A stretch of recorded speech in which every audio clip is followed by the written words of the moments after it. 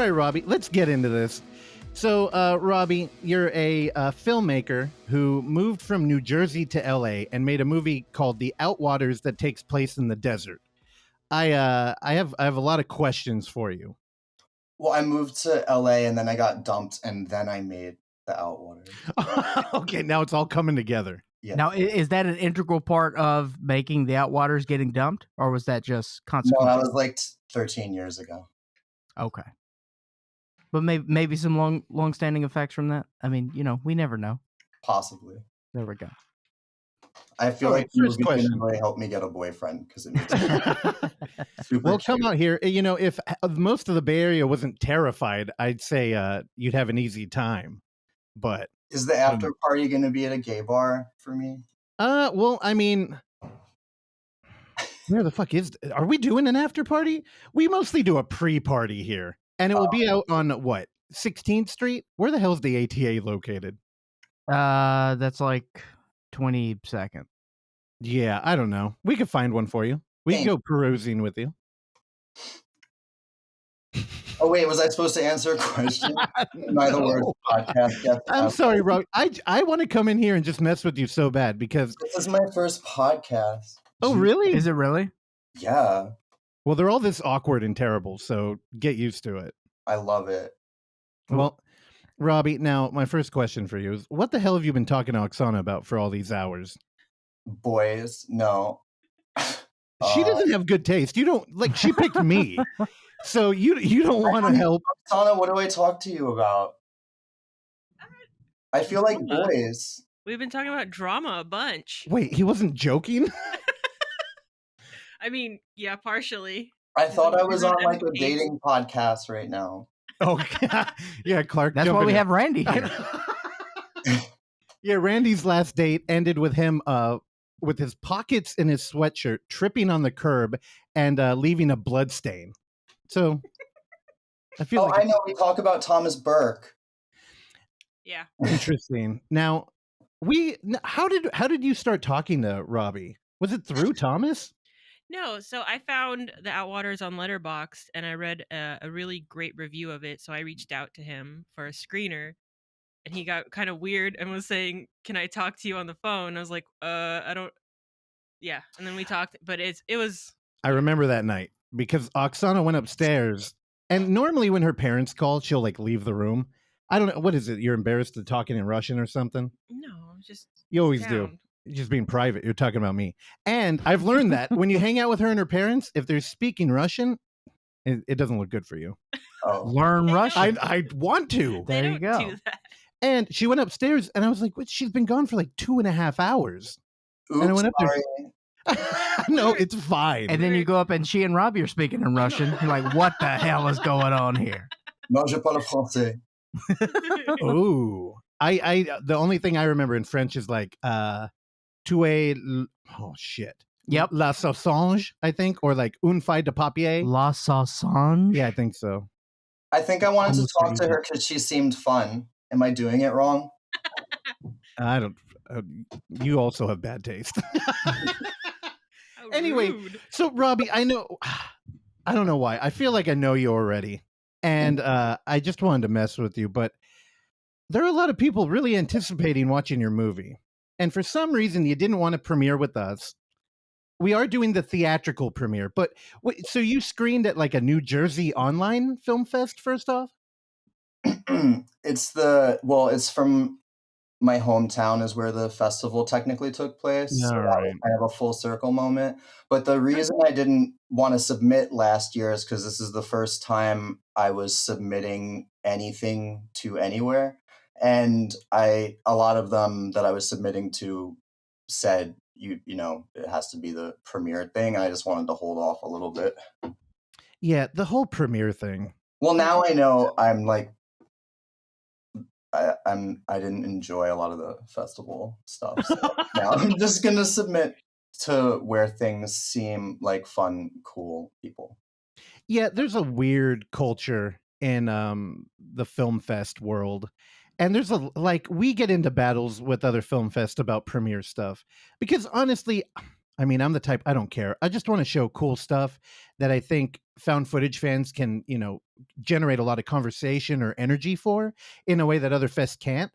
But then, we have neighboring film fest who will steal movies from us and be like, you can't screen with them because they're doing it a week earlier and we need the California premiere or the West Coast premiere. Yeah. Or the American. The drama, because I wanted this to be like a Real Housewives of Beverly Hills podcast. Because I want to hear all of the drama. I mean, there's not really a lot. Like, I don't know anybody that runs that film fest who I don't know why I'm not naming, but I guess I'll keep it that way. But yeah, I don't know. It's kind of dumb. You just got to learn to work it because there are 50 different kind of premieres you can do, which is why I think we're going to label yours as theatrical. Yeah.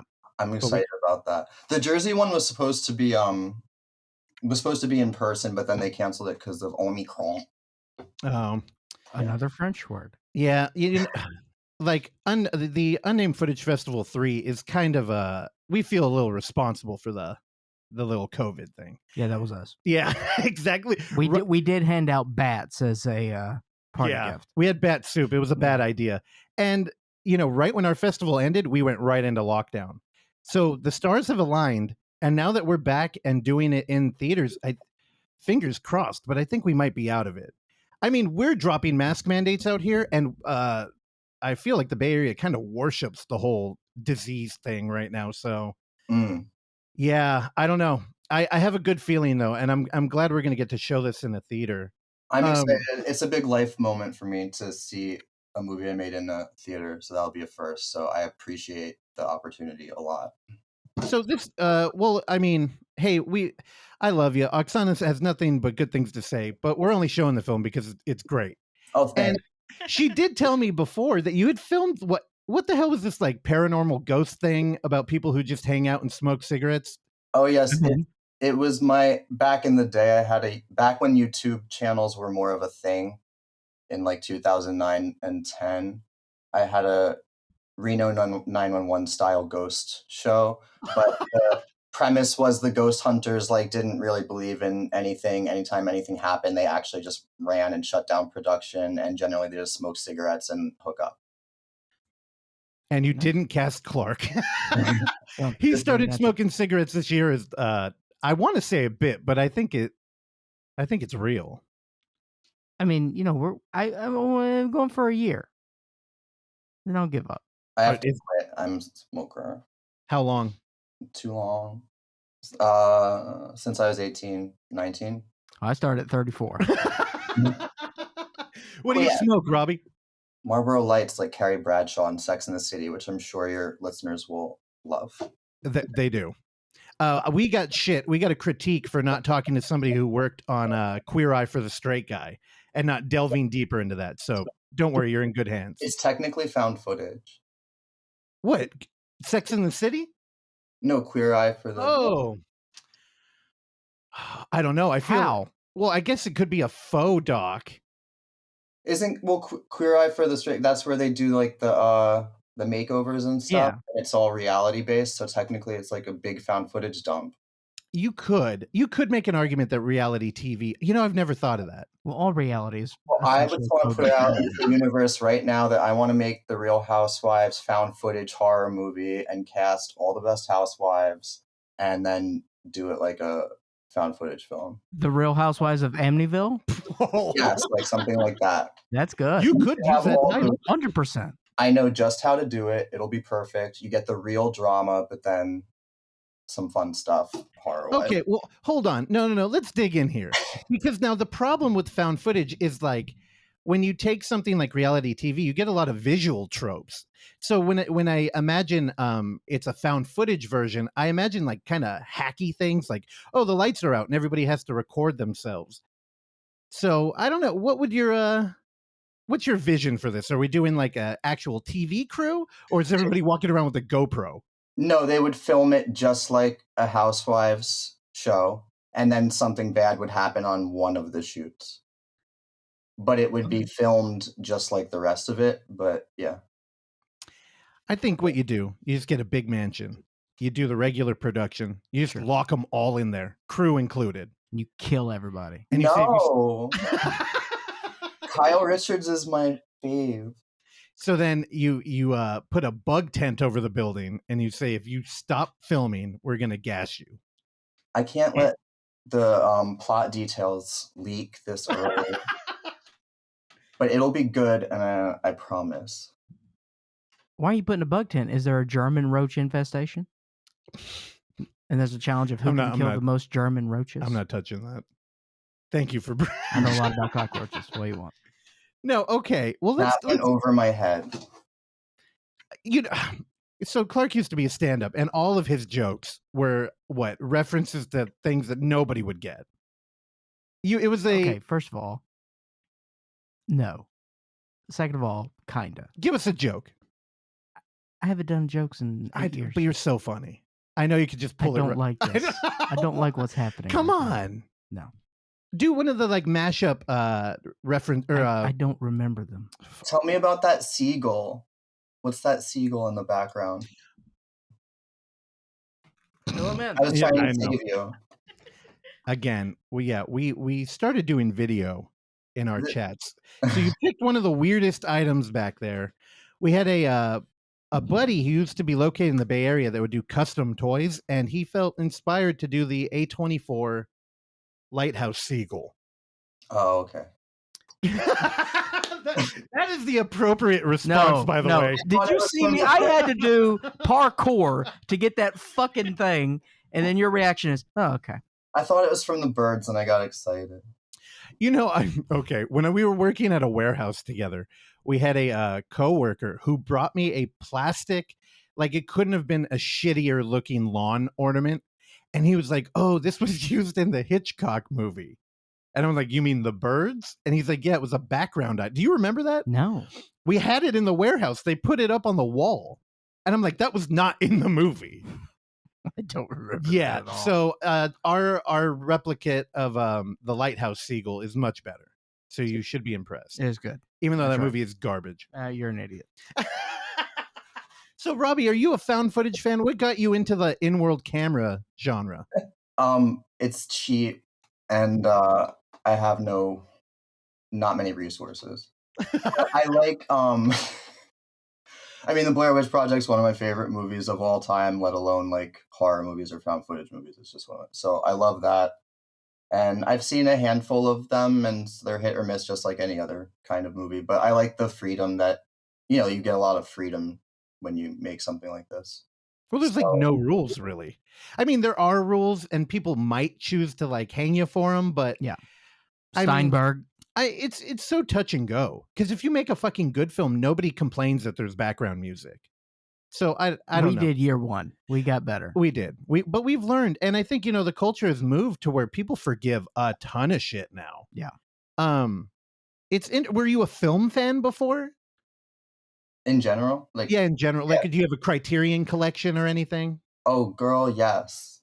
No, I have 2,500 Blu-rays. I went to film school in New York, and I've been making movies since I was 10, so it's always been there was never a question of what I wanted to do since I was little. I wanted to be a marine biologist when I saw Jaws, and then after a few years I wanted to make movies like Jaws. So. Well, good. Then I don't have to yell at you for having a great eye naturally. I'm very happy to know that you had an education and came there gradually. Because, dude, it's funny. I read a critique of the Sacrament on Found Footage Critic a long time ago, and it always hung with me. Is that the Ty West one? Yeah, the Ty West one. And they were complaining that the device of the film is the Vice went out there and they're filming and they're all professional. And then somebody had handed off the camera to just a local victim of the cult. And they were doing an even greater job of capturing the action. And it was always weird to me, but now I kind of pay attention to it. And man, you've got a hell of an eye for a frame. The Outwaters is a beautifully framed movie. And I was going to yell at you if you just picked up a camera and kind of made it happen. Thank you. No, I've been shooting stuff since I was 10, so I think it just comes from practice and having good taste. Now, so what kind of films do you gravitate to, Robbie? What's a young Robbie, a teenage Robbie? What did you start getting into? What really got you interested in film? I got interested in film a lot younger, I think, before high school. It was King Kong and Jaws, Jurassic Park, Titanic. The original King Kong or the Jeff Bridges bullshit? No, the original King Kong. Okay, just checking. That's the first movie I remember watching was King Kong. High school, though, it was like Requiem for a Dream, Jackie Brown, Wild Things, Scream, Sure.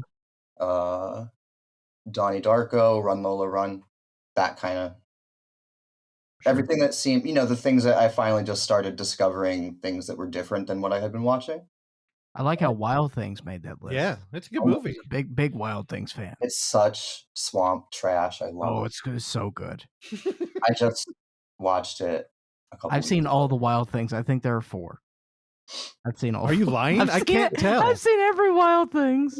I used to rent the other ones and fast forward to certain scenes, but Wait, there are 4? There's 4. yeah. Did they lose all of the original cast There's right away? Yes, Wild Things 2, Wild Things 3, and I think there's like Wild Things Diamonds in the Rough or something.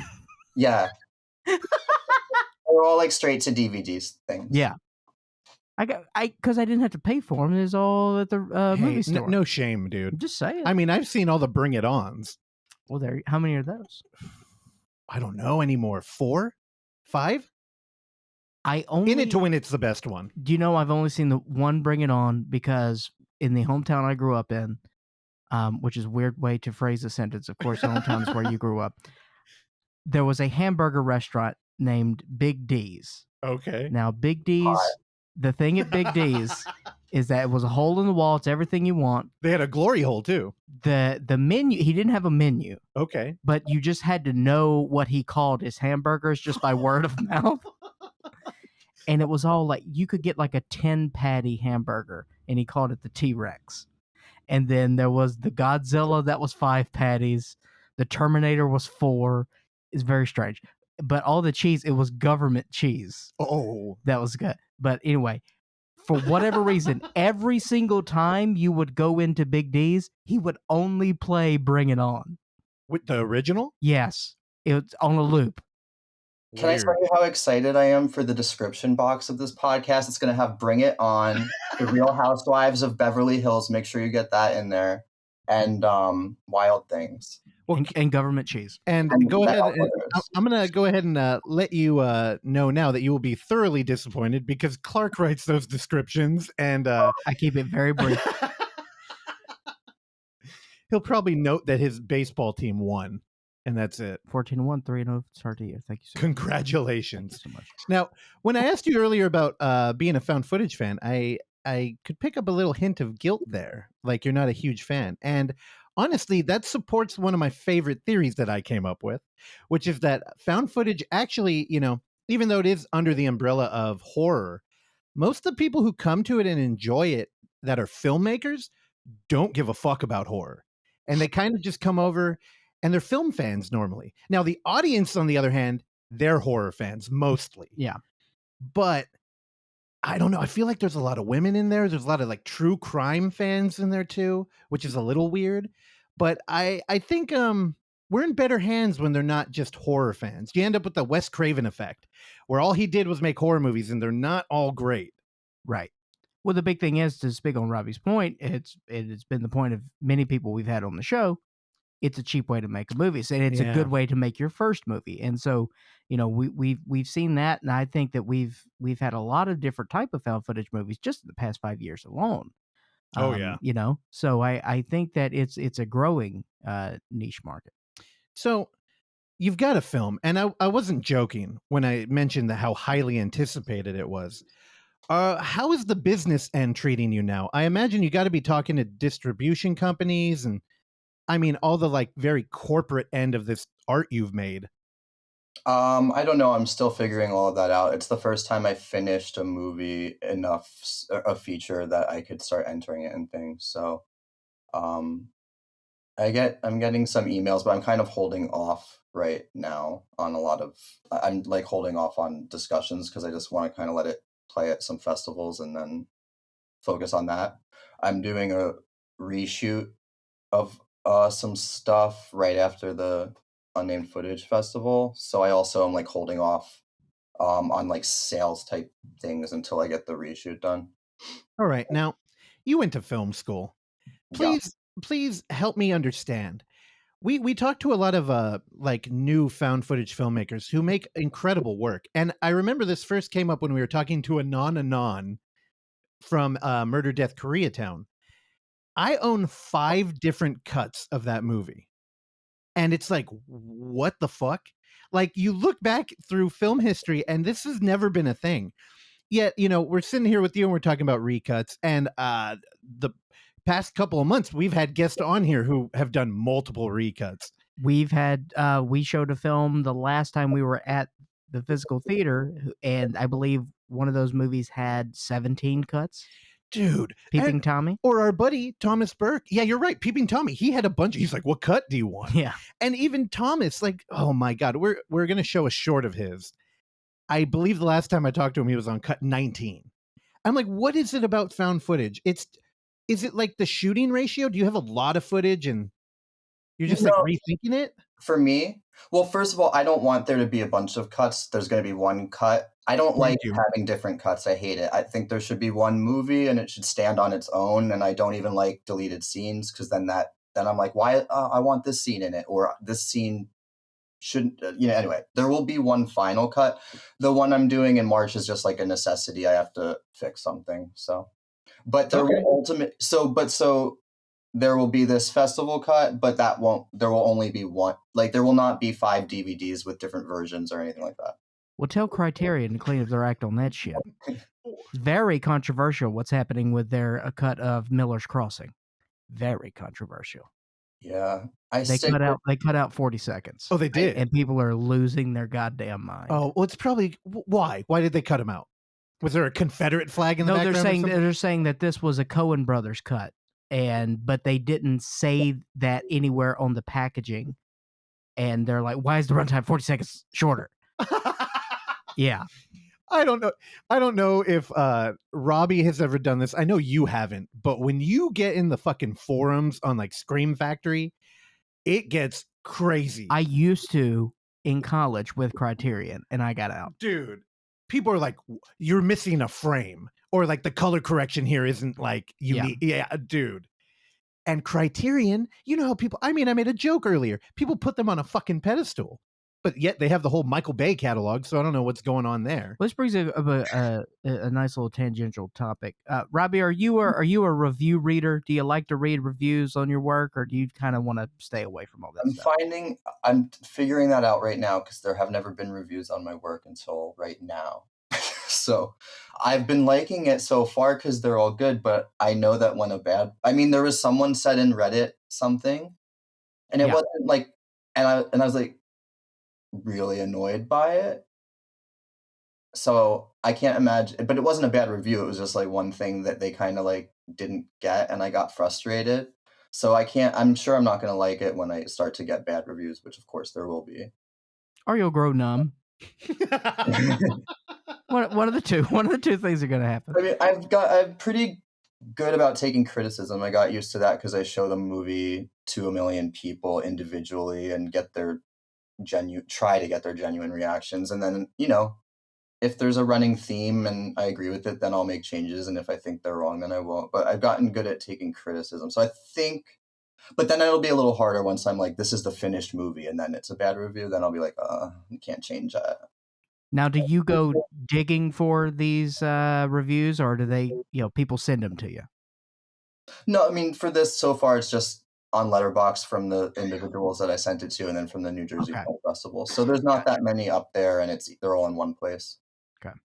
Now, you would think Letterboxd might have, more thoughtful reviews. You'd think. But, I love my Scariest 61st, and there's some ignorant fucking like almost like film critic parallel of I didn't watch the movie but I hate it because of what it is things. So Robbie, one thing we can really offer you at the Unnamed Footage Festival is we do have a thoughtful audience, and they will come out there and they're mostly honest. But one of the things about interacting with people in person is you can tell when they're lying to you. So if somebody's kind of fidgety, you can read it. But dude, I think this film's going to play incredibly in a theater. 100%.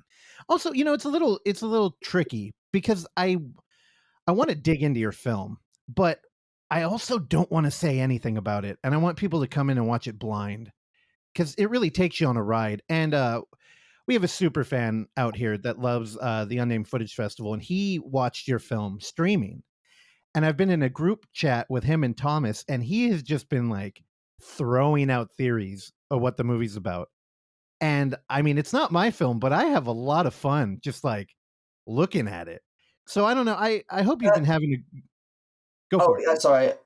That makes me think of something, because this is something I've had to think about for the first time. Obviously, the movie has different things that you can like deduce from it. And I had to like make the conscious decision that I'm just not gonna tell people what I think it is or what my intent was, because it takes the fun out of it. And then plus there have been films that I've seen and loved, and I had my theory on it, and then I hear the director talk about what the director said it was, and I was like, oh. Now, here's the thing. So Even when I mean, I'm right there with you, and I appreciate you not giving your opinion, because you know what? Once it's out there, you don't own it anymore. And if people are throwing it around, I think that's the highest praise you can get, especially now when there's entertainment everywhere and we could easily move on and stop thinking about it. But when people are like mulling it over, coming up with new ideas, like I just rewatched it again. I reworked my whole theory. I'm gonna have to run it by you, but I'm not you gonna know, tell you, but I want to hear it. no, Oh, please don't. Earlier on when we were just doing like a blog and reviewing stuff, I remember I got a very direct answer to a theory I had. And I just remember hearing the director and going, you're wrong. like honestly, and I feel like that's, I mean, if Star Wars fans have shown us anything, you can bully a production into making the movie you think it is. Well, yeah. especially when it's limp dick George Lucas. Wow. He sucks. We all know it. But also just I like it when people get excited about a movie or what they think it is. And I don't want to take anything away from someone by saying, actually, this is what, you know what I mean? It's like, whatever, just. Well, it kind of ruins it too, especially with found footage, because one of the great things about the Outwaters is, you know, you have a prompt up front, and you give a little bit of an explanation of how the footage has been compiled, and then we move through it. And one of my favorite things about kind of found footage is when we don't have a lot of like context, like connective tissue, and we have an edit where we're in a new location but it hasn't been like set up. And then as an audience member, especially me, where I feel like I'm like riddled in ADD, I get to like sit there and think about like, okay, who's holding the camera, where are we, what are we doing?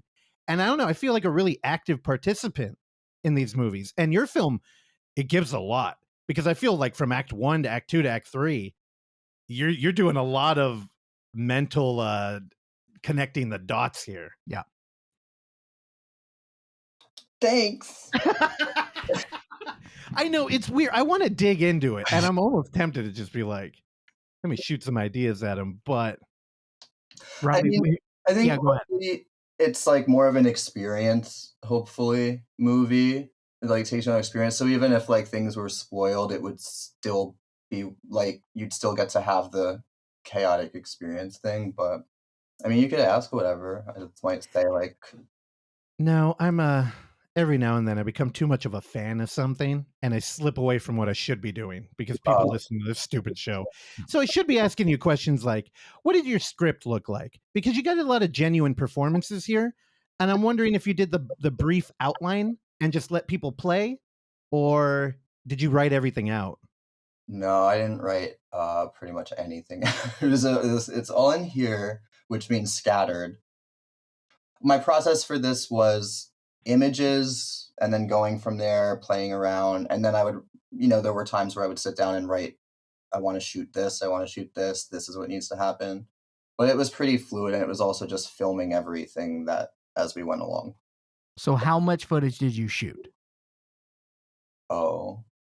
Well, my last found footage movie, which I filmed last winter, was like 35 hours of footage. So I think probably something similar.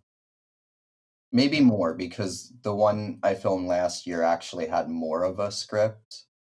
So maybe I would say like 30 to 40 hours of footage is what there is of this. Is a good guess. It might be more though.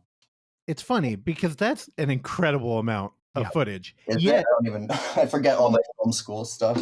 so the people we've talked to here, well, okay, what you almost have a 2-hour movie. So look at the shooting ratio.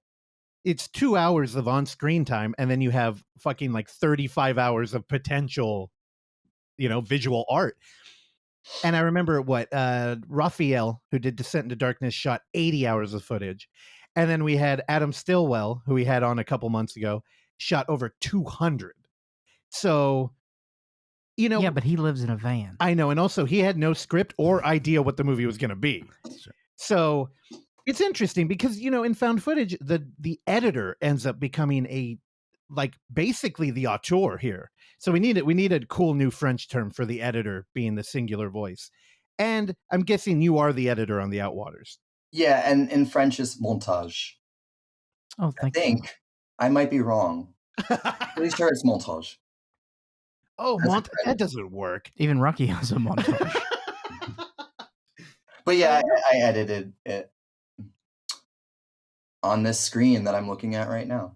Oh no, are you a Thomas Burke type? Do you have 4 monitors in there and never leave? No, I am so much lazier than Thomas. I will edit for one day out of 15 and feel super accomplished, and then watch a lot of like Housewives and try to go on dates.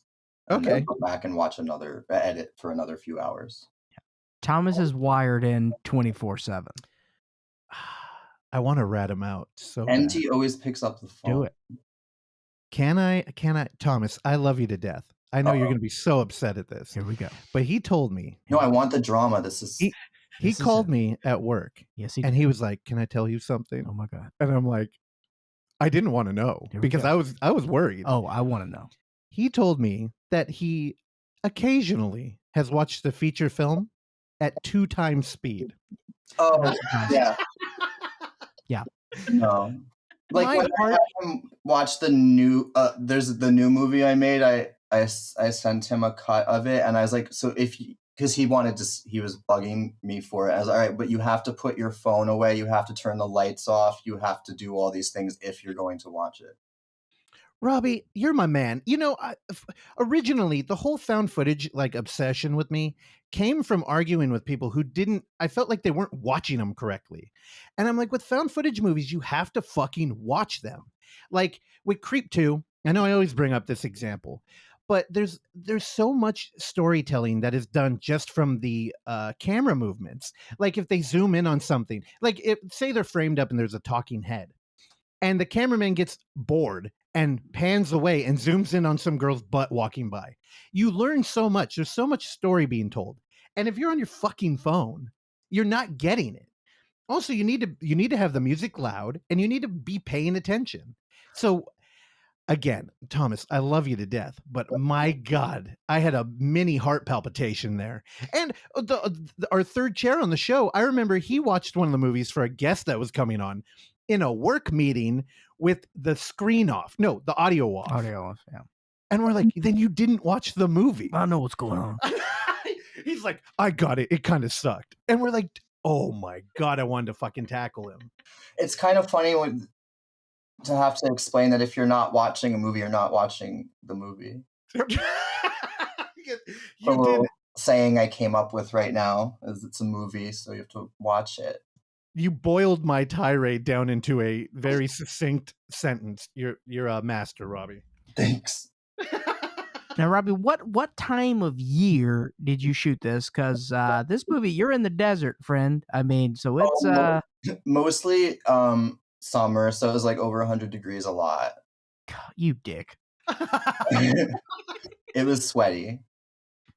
Okay, you have no script. You're dragging these 3 people out into the desert. What is the relationship here? Did you actually do a casting call, or are they like your homies? Oh no, they're friends and fam. Okay. Yeah. Then you know what? That's probably why the chemistry on screen is so good. Because Yeah, I'm like, and I cast people. I mean, obviously, it has to be people that are available and can do it and would be down to do it. But I cast those people because they had stuff that I thought would come across naturally on camera. it did. Good job. Thanks. Now, okay, you had no script. Mm. And there's a moment where your character, Robbie, shows up to his mom's house. Such a stretch playing Robbie. And she breaks into tears upon seeing you. That's real? So this is one of those things that I feel like if I say, then it'll take something away from it if you watch it. Like, so when I try not to listen to audio commentaries either, because then they'll explain the scene or how they did it, and then I find myself next time I watch it being like, oh, this is how they did it, instead of like watching it. So I'm just not going to answer that question. Now I'm gonna counter you, Robbie. Now here's the thing. I think a lot of fans of found footage actually watch these films because they're breaking down the craft. Because, you know, this is the only genre where every element of the movie should be made by a character in the film. So, I mean, honestly, if we're breaking reality, though, it doesn't really work out. But I'm just curious because sitting across from me on this table is the only other person I know on this planet who would show up as a surprise and their mom would start crying. And I'm just like, yeah, I know you don't like that. Me? No. Can we talk about the last time you did it a little bit, No, please? It's a good story. Just do deep therapy instead of. No, fine. Okay, fine. We won't talk about it. But what I wanted to say is, if that's real, what the fuck? Why aren't you visiting your mom, dude? I would just say that cause. No, she misses me. I don't have kids, nor do I want them, but I would imagine if I did and they moved across the country, it would not be fun. So she's still back in Jersey. Oh yeah, she's holding down that fort. All right. How do you like LA versus Jersey? Are you going to stay out here, or are you going to abandon us now that you're going to have a slick new movie under your belt? As soon as I get enough money to not live here, I want to move to Montreal or Hawaii. Are you reading the news? You want to go to Montreal? Well, it'll take some time. Yeah. No, I don't really love LA. It has those things. I've been here since 2007, so I'm very used to it, and it feels like home, and you know, friends and all that kind of stuff. And Quentin Tarantino's movie theater is a bonus. But yeah, the new Beverly's good. He bought another one, didn't he? Did he buy a Cinnamon Family? He bought the Vista, which I can walk to in like 5 minutes. So these are the things that are, you know, hold me here as baseball. There's two things: Quentin Tarantino's movie theater and Amoeba Records. I feel like we're gonna have a good argument when you come visiting the Bay Area. Have you ever been up here? Yeah, I didn't love it. All right, fuck you. But I was up there working, so this time it'll be a different experience. Yeah. I mean, obviously, I like the architecture there much better than LA, and I like the show Looking, so I have hope. Yeah, I don't know. The Bay Area is the lamest it's ever been. Like now, yeah, we're losing theaters left and right. Like, clearly you're a film fan, and normally I would entice people with like, dude, we have like 11 indie theaters up here, but I think we're down to like 5. And yeah, it's kind of a bummer. I'm still gonna make an effort though. Well, I lived in New York, and all my favorite places are now gone. So I'm just kind of hoping, and that started happening here. There's a few left, but I see it going.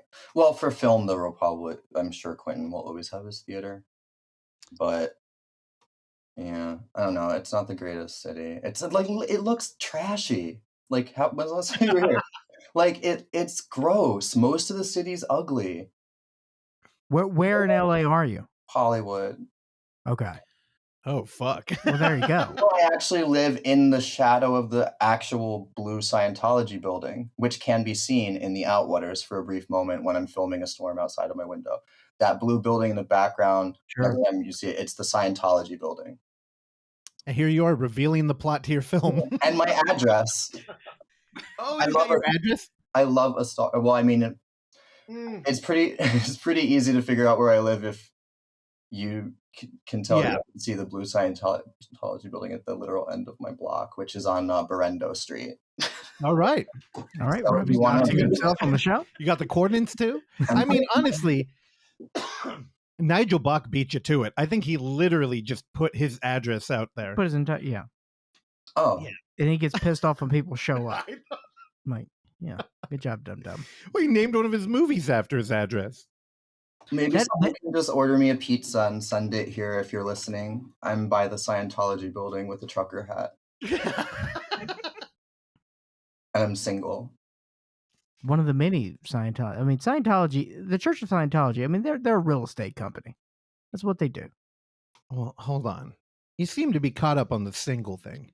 Maybe when we show the Outwaters, we instead of a Q&A, we have like a quick A dating mixer, thing. a mixer. There we go.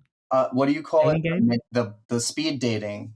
Speed dating. I can host speed dating. Dude, let's do it. We'll put a little table Do you up want there. to do that instead of a Q&A? We'll just do a speed dating for you. Yes, please. All right, done. Percentage All right. of the, I'm very serious. I know. By the way, what percentage of the audience is gay?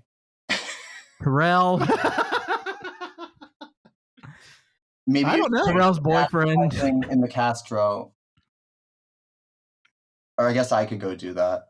No, we will. We advertise out there. Well, I mean, we used to advertise definitely at the Castro Theater, but It's one of the dead. yeah, there was a debacle out there. I don't know. I think the angry mob might have pushed them in the direction of doing screenings again, but still being run by a corporation. So I don't know. And I find it hard to believe that you have a hard time dating. What do you have, like bad habits or something? You're a handsome dude. You're a talented filmmaker. Yet what the hell's going on? I mean, love stuff, you know. I don't know. It's very rare that I feel that love thing. So I date a lot, but yeah. Oh, it's you.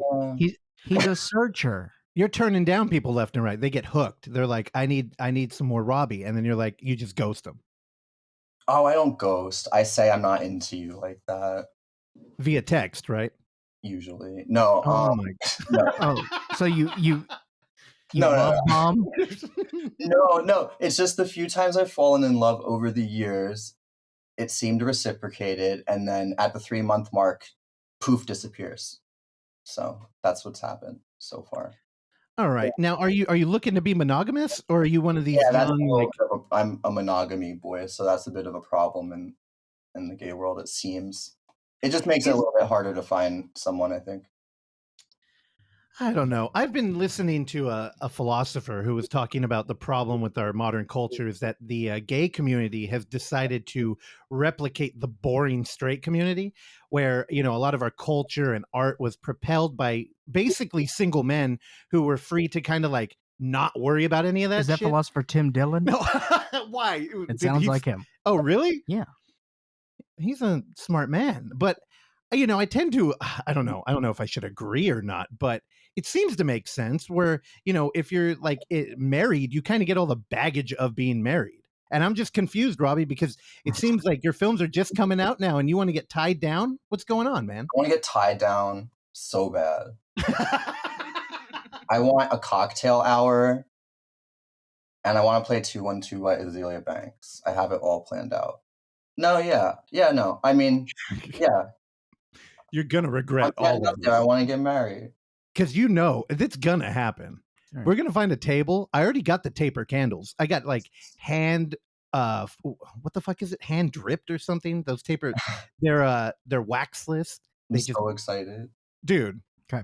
Well, already I'm thinking of how we can fully accomplish this dating game Q&A situation. So I think, Oksana, what we have to do is on the ticket site, when people purchase their ticket, we need to add a different box saying, are you heterosexual, homosexual, somewhere in between? That way we can filter the list here so I can have some candidates Well, hold for on. the show. Does Robbie does he get any say in it? What if he's not into non-binary people? That's why we're going to get a mix here. All right. Do you have any preference, Robbie? He's the contestant. He has no say. Okay, fine. I like cute guys. All right, well, fuck, Robbie, what the hell? I feel bad because this is gonna happen. Clark, this is the most excited Clark's been about this fest all year. Is this in lieu of Q&A situation right now? Oh, I'm excited. It's gonna work out. Well, okay.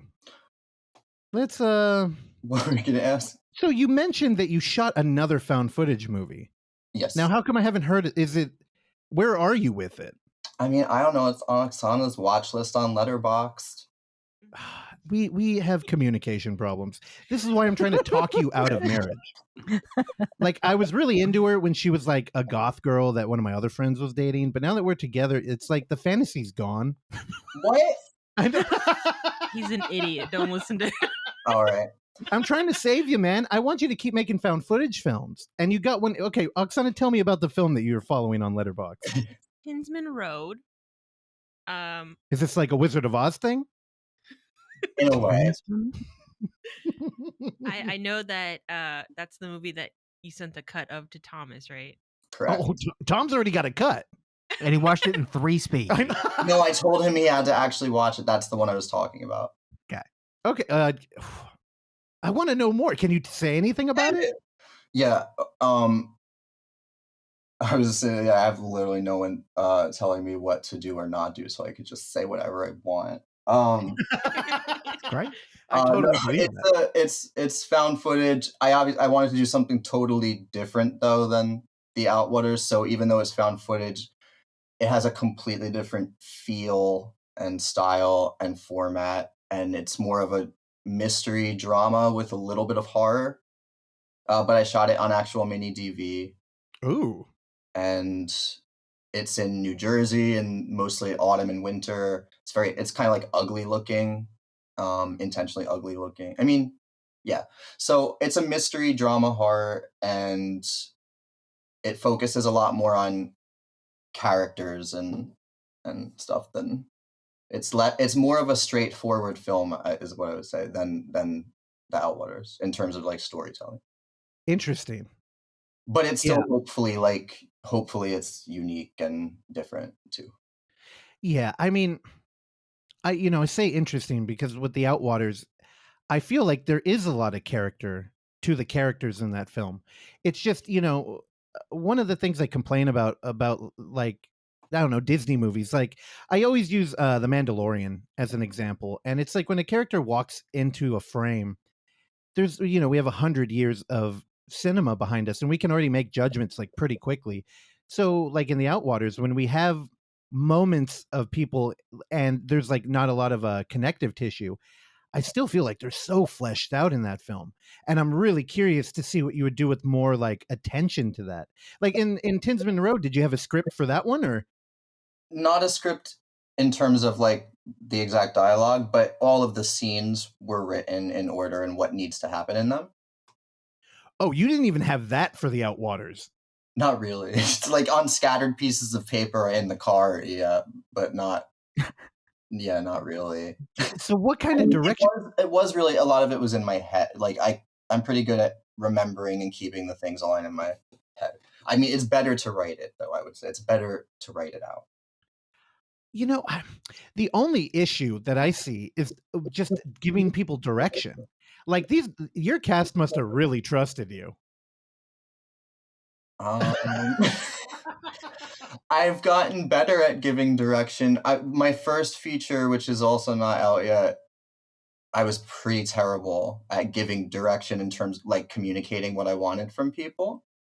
And then that was embarrassing. So I got better with that for the Outwaters. And then, but still fucked up a lot. So I got better with that for Tinsman Road. So I'm better now. But I used to just like point the camera and barely articulate anything, and just, I don't know what I was like. I was expecting that people would know what I was thinking, but it didn't work out that well. I mean, was there a question? I don't feel like it started. Wait, what? Was there a question? I don't know if I No. Oh, okay. We're mostly conversational here anyway. So whenever I have a random thought come to mind, I'll just elaborate. And hearing you say that, I feel like the lack of direction. Oh God, when we did UF 24 Hour, Clark was, he played a host character for our live stream. And he made it a point to drag people on camera with no direction to kind of capture a the natural anxiety. I of course was a victim to this, and I feel like it really does lend to the authenticity of found footage. So I'm curious how much of that really came across in your film, because dude, the performances, everything. There's a new term I've learned, which is premium mediocrity, I believe, where our technology is so good now. You can make something that 20 years ago would have looked like shit and had a shitty script and everything is just bad, will look beautiful. And there's a lot of TV like that. And you kind of got to be careful because you can't just like look at something and judge it anymore. But there's a lot of heart in your movie. So, Thanks. oh man. Yeah, I mean, I want to talk make about the it damn good. I third wanted it to be good, so I tried to make it good. I don't Well, know. I feel like you're talented, and you've got the kind of quirk that all the filmmakers I love have. I mean, not the like pedophilia stuff that my Oh. I just bought a book. Oksana just bought a Roman Polanski book, and I felt so bad because when you brought it up, I actually had a thought of like, oh, are they gonna like judge us on this thing? And I fucking hate that. I'm Who spending too brought much up time on it. Polanski? I thought. I love Polanski, but Oh, you're talking about on a different podcast. Actually, You were talking. no, we were at Amoeba, and she brought a Oh. book up, and I was like, man, I feel fucking lame for having this thought. What was that book about? I didn't even. It was a biography of Okay. like, because he has had, no matter what you think of him, he's had like a very eventful life. And I was like, Yeah, down including to read raping this. 13-year-olds in hot tubs. Continue. We got shot at by Nazis too. Both Sure. his parents went to the Sure. worst concentration I mean, camp. honestly, that's how this works. It starts off being shot by Nazis, and it ends by giving a 13-year-old a Quaalude and butt fucking her in a jacuzzi. Oh my god! What? We're really laying out the roadmap for you here, Robbie. Get me canceled on my first podcast. Well, you have to do your research. You knew you were coming in here. And you have a movie that, honestly, I feel... I have all these notes, and I'm like, I don't want to ask you about any of them. You can. It's dumb. They're all like specific things, and I'm like, also we're hosting the film fest. Yeah. So I'm kind of like... And we've been told that we give away too many things on this show. We also give away this show for free. So fuck all of you. And also, we haven't been told that. I get yelled at it, but you're the victim, or you're the perpetrator. Yeah, but I'm the talent, so you got to take the All heat. right. Thank you so much. Robbie, I hope you're excited to come out here and hang out with us. I'm so excited. All right, because I feel like it might ghost so us many now. shots of tequila and whiskey. All right, Oksana, you're on Robbie Patrol. Noted. Well, Oksana hangs out in the lobby the whole time. It's not really the most fun. Wait, when are you coming out? Are you going to be here for St. Patrick's Day? When's that? Thursday? I don't know. I'm going to be there 17th. 18th, Oh, yep. Then 19th, you'll be here. and 20th. But I have to leave on the 20th because I'm going to be with Scott and Ange from the movie. And Scott has to work Monday morning. So That's not bad.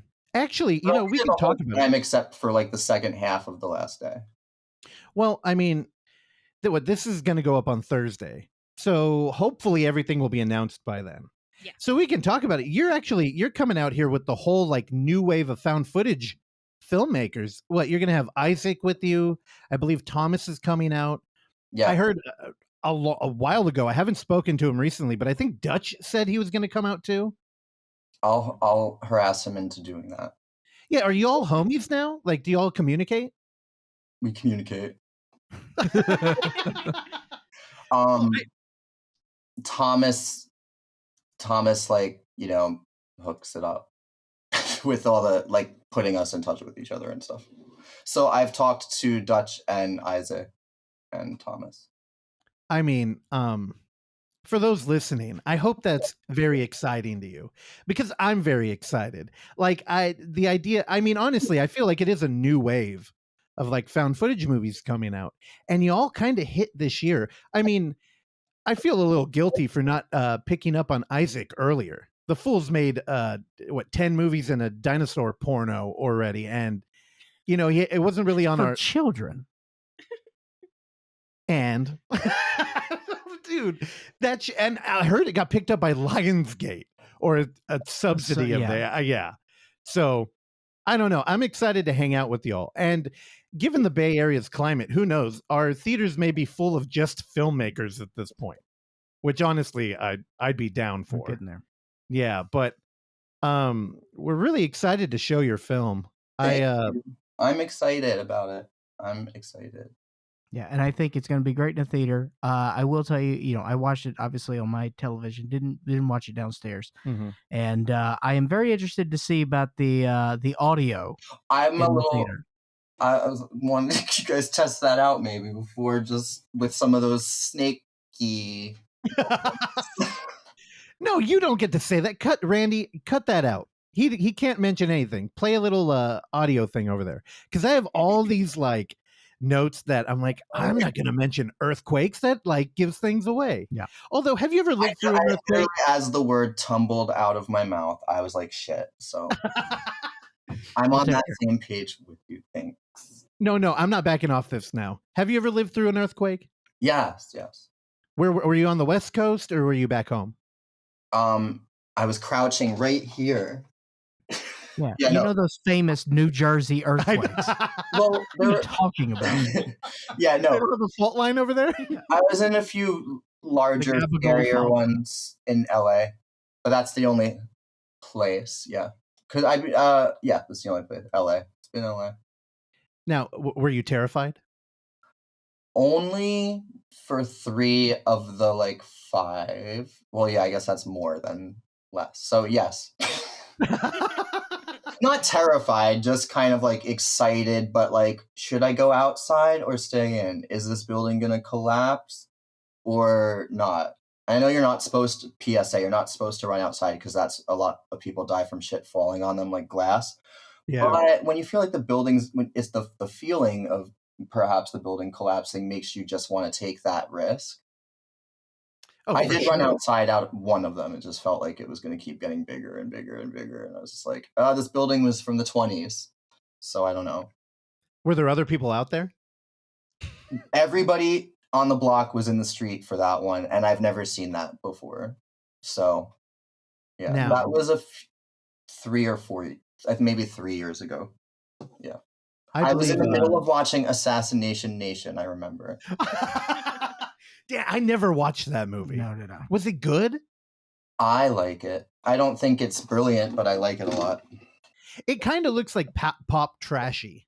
I don't know if that's a genre, but I just remember the Alamo had replaced a bunch of old film posters that they had when they remodeled the building with a bunch of assassination shit. Judd Apatow's kid is in that, I think. Yeah. Who's his kid? I forget her name. Maud. She's great. Yeah. I'm enjoying her in Euphoria. She's great in that. I'm mixed on Euphoria. It's interesting. Teens behaving badly makes me uncomfortable. That's like my favorite shit. Well, check out Euphoria. What a TV show?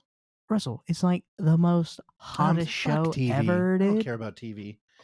I did. It's not TV. It's HBO. Get it together. I fucking hate you. All right. Well, before we wrap up here, I do have a breaking news here to circle back on something that we did establish earlier from Randy in the chat. Bring It On, Cheer or Die is coming out this year. That will be number 7 in the series. Oh, I'm behind. It's a slasher film. There we go. Well, Robbie, how do you feel about this fucking Foo Fighter horror movie? I think it looks bad and I don't want to see it. I don't like their music. Not that I think their music is bad, it's just not my thing. I'd be down for seeing a movie like that if it looked good, but it doesn't. And the trailer didn't make me laugh once. So. Oh, is it a comedy? Yeah.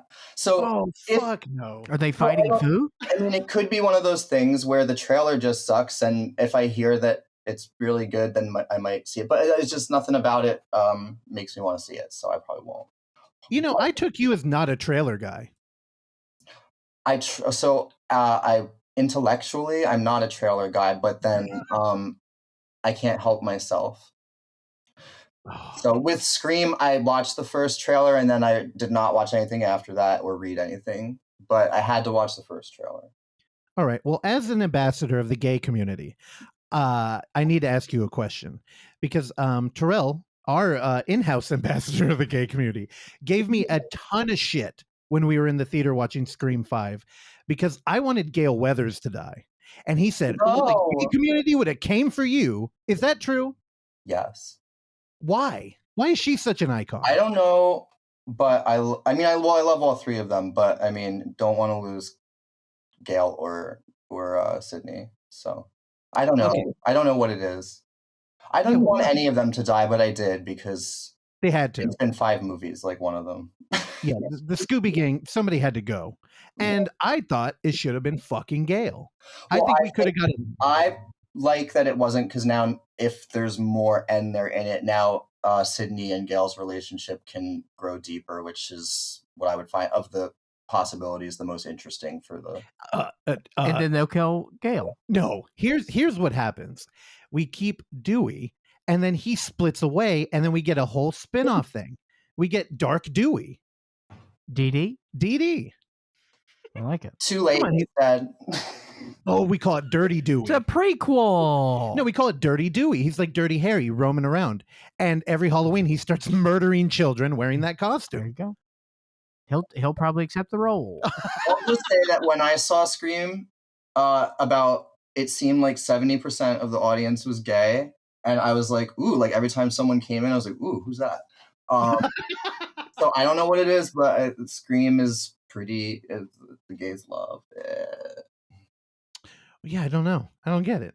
I don't get gay. Honestly, I think it's Sydney. Something about Sydney. Sydney's great. And I remember when I was younger watching Party of Five, I was a fan of Neve Campbell. And she looks amazing still. Gail, don't know what happened. I think she looks fine. Not a fan. I really wanted her to die. I feel kind of bad about it.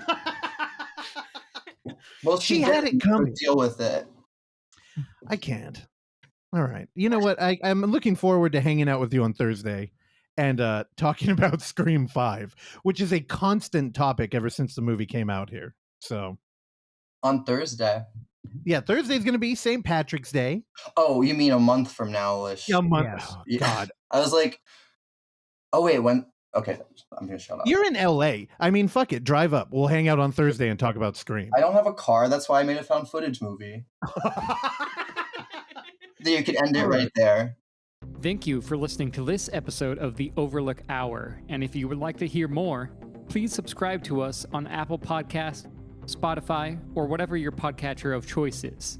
And while you're there, go ahead and give us a rating and or a review, which is a very easy way for you to support this show that we bring to you every week for years now, free of charge.